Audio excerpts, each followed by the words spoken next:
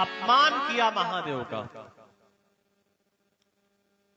और कुछ समय बीता, घर पे एक बड़े से यज्ञ का आयोजन किया और उस यज्ञ के आयोजन में सबको निमंत्रण दिया, लेकिन जिसका अपमान करना था उसको निमंत्रण नहीं दिया। देखिए, भले ही हमारी किसी से शत्रुता क्यों ना हो, लेकिन अगर कोई ऐसा समय है तो प्रयास करना चाहिए उस व्यक्ति को भी निमंत्रण देना चाहिए जिससे सामाजिक दृष्टि से उसको अपने आप में ग्लानि ना हो। वो आए ना आए उसकी मर्जी। देवताओं को पता चला कि दक्ष के यहां निमंत्रण मिला है, सब देवता चले गए। शिव पुराण में आता है ब्रह्मा भी गए और विष्णु भी गए, और कथा कहती है कि शिव का जहां अपमान हो वहां नहीं जाना चाहिए, लेकिन फिर भी गए। किसी ने भगवान नारायण से कहा, प्रभु आप भी गए? तो भगवान ने कहा, मेरी मजबूरी है, क्योंकि मैं अगर पक्षपात करूंगा कि इनके यहां जाऊं उनके यहां ना जाऊं, तो लोग कह देंगे कि नहीं ये तो भेद रखते हैं। इसलिए भगवान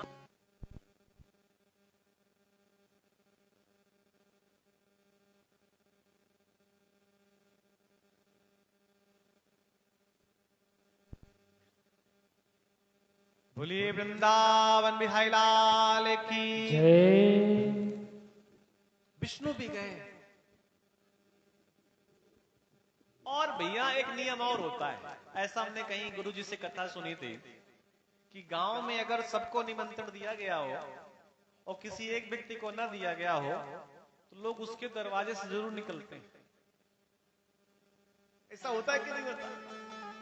एक गांव में ऐसा ही हुआ, सबको निमंत्रण दिया गया, दुबे जी को निमंत्रण नहीं दिया गया। तो मिश्रा जी उनके द्वार से निकले, अरे बोले दुबे जी चलोगे नहीं? बोले कहां? अरे बोले वो चतुर्वेदी जी के यहां विवाह हो रहा है। अरे बोले हम नहीं जाएंगे। दुबे जी ने कहा। तो मिश्रा जी ने कहा, देखो आप क्यों नहीं जाएंगे भाई? आपको तो चलना चाहिए, आपके तो बहुत बड़े प्रेमी है वो। तो दुबे जी ने कहा, वो तो ठीक है, लेकिन बीच में थोड़ा सा संबंधों में खटास आ गई थी, तो निमंत्रण नहीं दिया है। तो मिश्रा जी ने कहा, दुबे जी अगर आप नहीं जाओगे तो जाएंगे हम भी नहीं। तो दुबे जी कहते हैं कि देखो, जब तुमको निमंत्रण मिला है तो तुम जाओ। तो मिश्रा जी कहते हैं, देखो हमारा मन तो नहीं है जाने का, लेकिन आप कह रहे हैं तो आपके मन को रखने के लिए मैं जा रहा हूं। लेकिन इशारों में कह गए कि बहुत बड़े प्रेमी मानते हैं ना अपने आप को। देखो तुमको निमंत्रण नहीं दिया, हमको निमंत्रण दिया है। पार्वती माता अपने पति की सेवा में है और उसी समय देवता लोग गाना बजा, वैसे शांत जा रहे थे, लेकिन जैसे ही कैलाश से निकले तो बोले, अरे उस रास्ते से क्यों जाएं?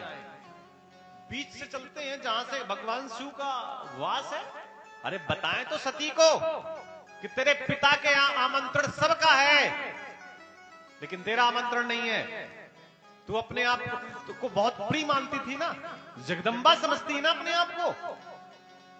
सब लोग गाना बजाना करते हुए कैलाश से निकले। सती ने अपने पति को जगाया और कहा, महादेव देखो ये सब लोग कहां जा रहे हैं? तो महादेव ने पूरी बात बताई कि देवी, तुम्हारे पिता के घर में एक सुंदर से यज्ञ का आयोजन है और ये सब लोग उस यज्ञ में जा रहे हैं। भगवान ने कहा, जब ऐसी बात बताई तो सती ने कहा कि स्वामी, बहुत दिन से मैं अपने पिता के घर नहीं गई, और अगर आप आदेश दें तो मैं भी चली जाऊं। भगवान ने कहा, नहीं, आदेश में नहीं दे सकता। कहे प्रभु जाहु जो बिनहि बुलाए, नहीं भली बात हमारे भाई।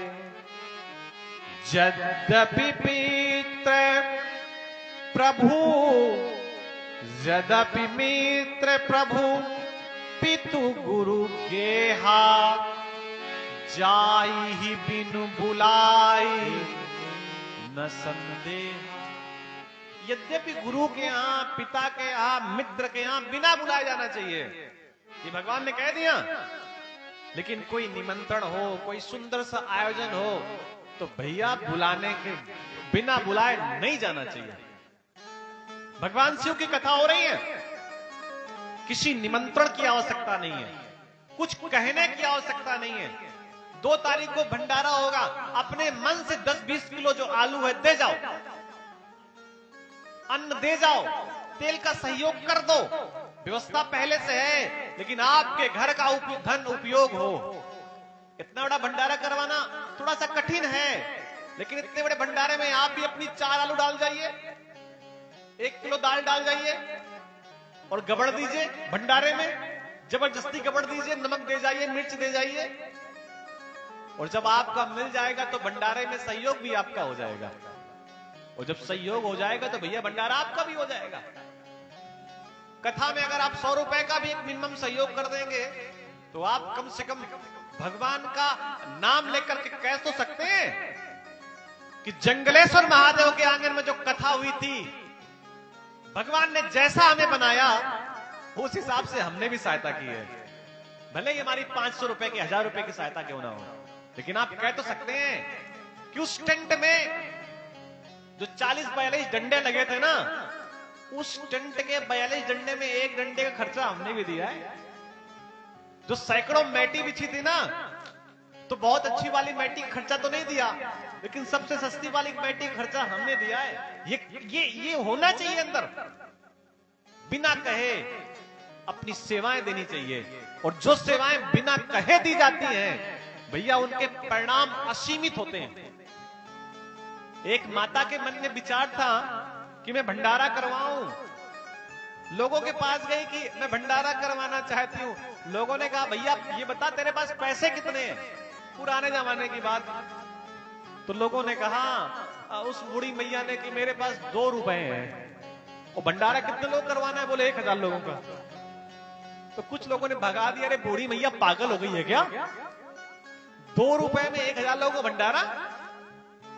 लेकिन धीरे से वो एक अच्छे संत के पास गई, संत तो सारे अच्छे होते हैं, उससे उन संत से अपनी बात उस बूढ़ी माता ने कही। तो महात्मा ने कहा 2 रुपए में 1000 लोगों का भंडारा हो जाएगा। तो बुढ़िया चौंक गई है, और बुढ़िया जानती थी कि 2 रुपए में 1000 लोगों का भंडारा नहीं हो जाएगा। उसने कहा कैसे कर लोगे? महात्मा ने कहा ऐसा कर, बाजार जा और हिंग की डिब्बी खरीद ला।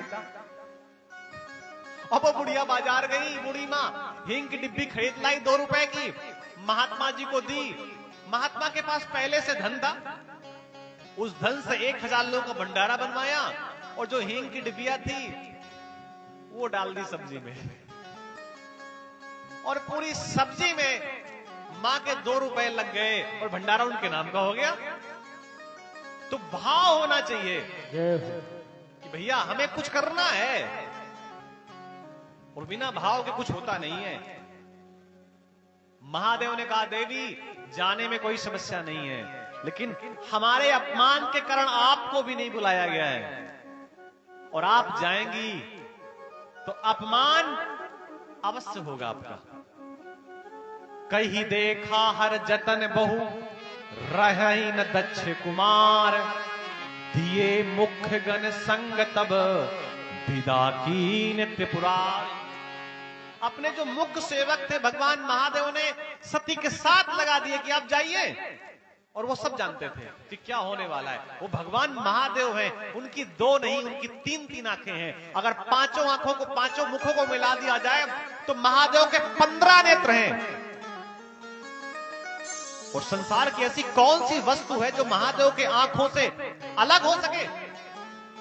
सब दिखाई देता है उस महादेव को। उस जंगलेश्वर को, उस भूत भावन को, उस काशी के वासी को, उस महाकालेश्वर को, उस केदार खंड के बैठे उस महादेव को और राम के द्वारा स्थापित रामेश्वरम को सब दिखाई देता है। सती जब अपने पति की बात ना मान करके अपनी माता के पास गई, तो भैया मां का तो हृदय मां का होता है।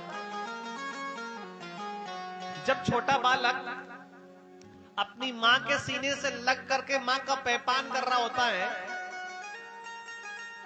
तो उसी समय अपने पैरों से मां के उदर में चोट भी कर रहा होता है।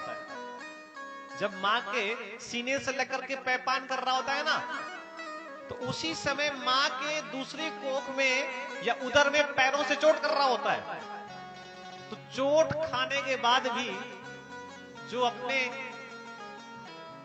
बच्चे को अपना पैपान करा उसे मां कहते हैं।